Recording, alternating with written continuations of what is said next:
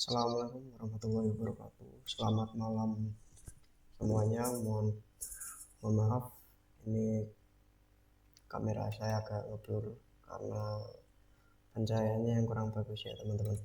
Jadi pada kesempatan malam hari ini saya akan membahas tentang materi ke pertemuan ke-8 ya teman-teman, yaitu membuat project dan flowchartnya. Itu project yang mau saya buat itu yaitu project to list, yaitu semacam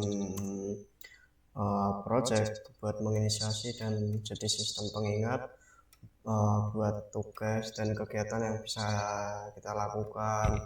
Misalnya kita ada tugas algoritma pemrograman, kita tinggal menambahkan tugas itu, tinggal ngelis, dan kemudian kita bisa menambahkan jumlah tugas yang bisa kita kerjakan dan buat mengelola program yang bisa kita lakukan. Kemudian ada beberapa fitur dan alasan mengapa saya membuat project ini.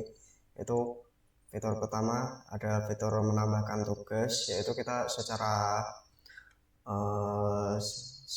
program itu bisa menambahkan tugas yang kita mau buat sesuai tugas yang diberikan kepada dosen.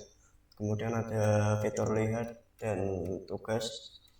Nah, lihat dan tandai tugas ini merupakan fitur yang saya inisiasi untuk agar bisa melihat tugas dan bisa menandai tugas mana yang menjelang deadline dan harus diselesaikan.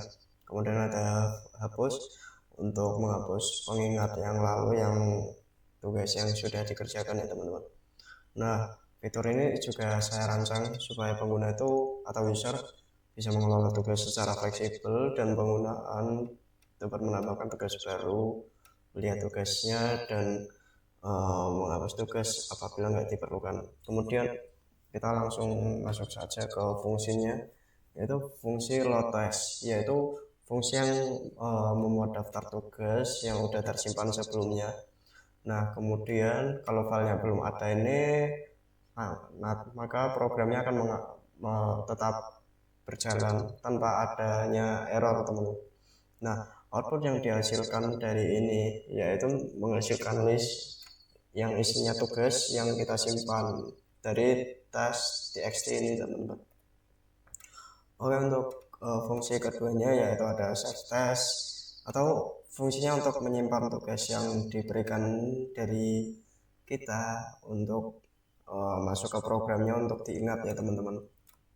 Nah, kemudian ada show task, yaitu fungsinya untuk dilihat ya teman, untuk mengecek tugas mana yang udah terselesaikan dan apabila kita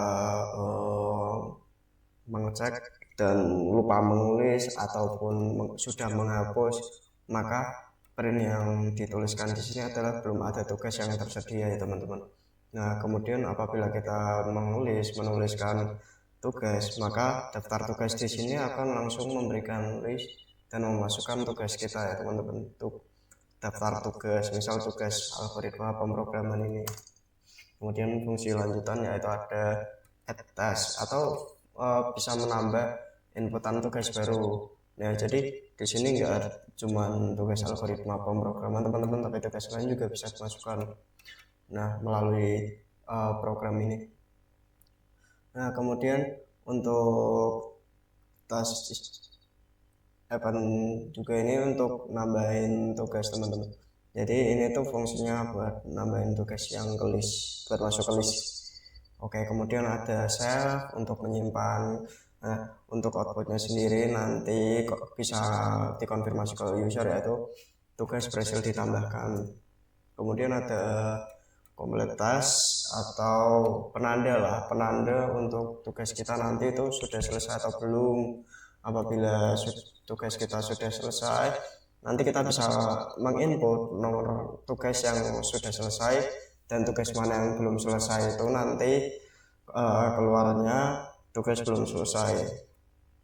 Nah, kemudian terdapat main atau fungsi utama atau pusat navigasi dari program looping ini teman-teman. Nah, Program ini tuh melooping terus sampai kita bisa memilih menu keluar, atau kita bisa menghubungkan fungsi-fungsi program yang tadi ya teman-teman. Semisal kita mau nambahin bisa dengan atas, ataupun kita mau milih tugas yaitu dengan show task, dan ketika kita mau keluar tinggal kita ke for, kita ketik for aja itu sudah keluar teman.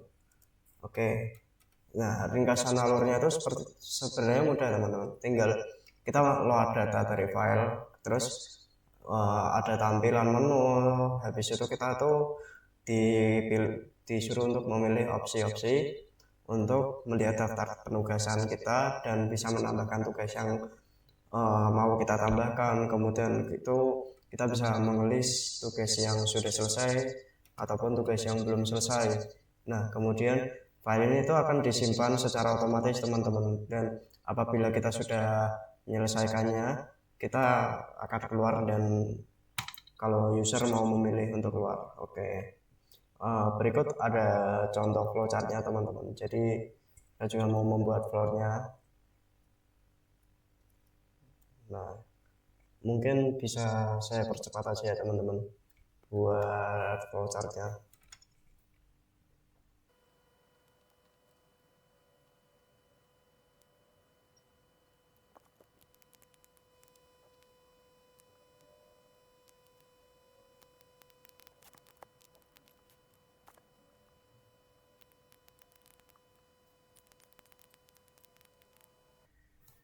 Oke teman-teman, ini merupakan flowchart simple yang udah saya buat, dan di sini saya mau menjelaskan inputnya itu dimulai dari mana.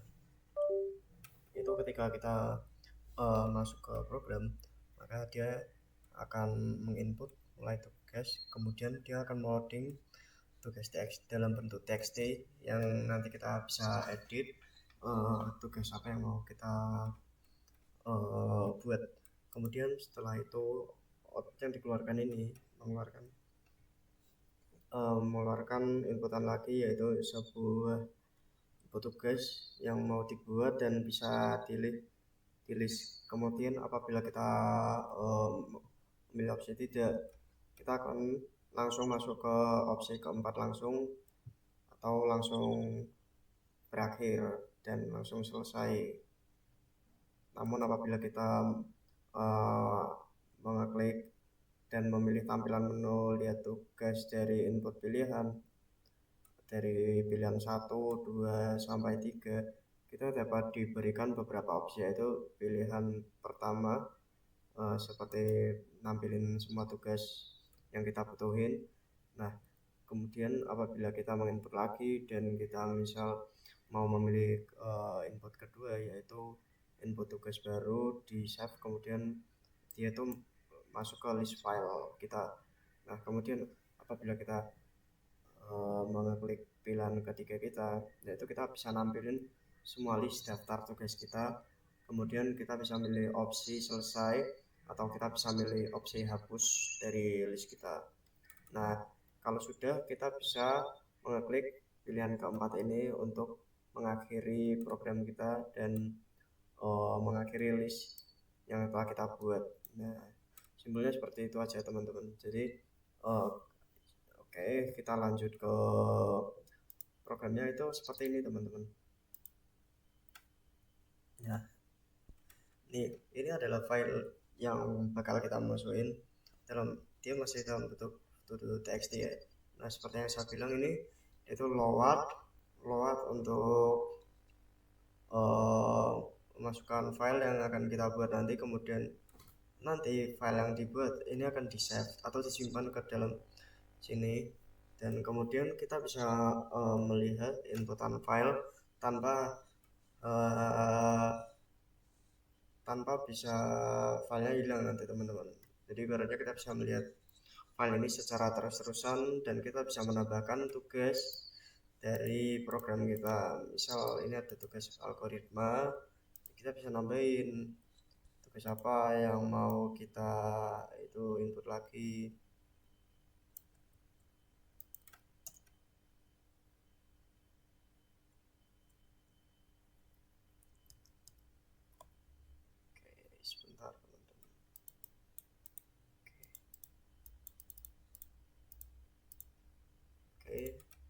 kemudian kita dari markdown ini adalah itu tuh bisa nambahin list teman-teman, list nomor yang tugas kita udah selesai apa belum.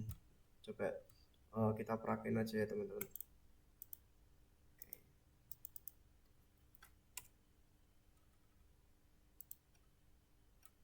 Nah, di sini udah ada list ya teman-teman, to do list yang bakal kita pakai. Ya, misal ya kita mau nambah tugas tugas Alpro. Tugas Alpro itu video project pertemuan 8. Ya, kemudian kita bisa nambah tugas lagi teman-teman. Ada lagi tugas membuat akun GitHub. Kita bisa nambahin tanggal juga.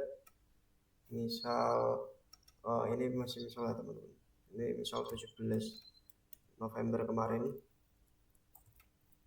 Oke. Terus kita bisa lihat tugasnya. Nah, tugasnya ini nanti akan diverifikasinya atau belum teman-teman. Nah, ini tugas yang barusan kita buat tadi, tugas ke project pertemuan 8 ini itu diindikasi belum karena kita belum mengelis list ketiga atau tanda selesai teman-teman. Biar clear kita bisa memilih opsi ketiga, kemudian kita bisa mengelis nomor berapa tugas yang udah selesai. Misal tugas 4, tugas nomor 4 ini udah selesai, kemudian kita bisa melihat lagi. Nah, tugas membuat akun GitHub 17 November itu sudah selesai. Nah, seperti itu teman-teman. Kemudian kita pilih opsi keempat. Oke, kita mau hapus opsi ke 1, kita hapus lagi 2. Oke, kita cek tugas lagi. Oke, done. Nah, tugas kita sisa ini. Nah, kemudian kalau mau ada opsi keluar, kita tinggal pencet opsi 5, keluar by proses finished. Jadi segitu saja teman-teman untuk project kali ini, semoga bermanfaat. Terima kasih sudah menonton dan betah buat nonton sampai akhir. Semoga ilmu yang saya berikan bermanfaat meskipun tidak seberapa ya teman-teman. Oke, terima kasih. Wassalamualaikum warahmatullahi wabarakatuh.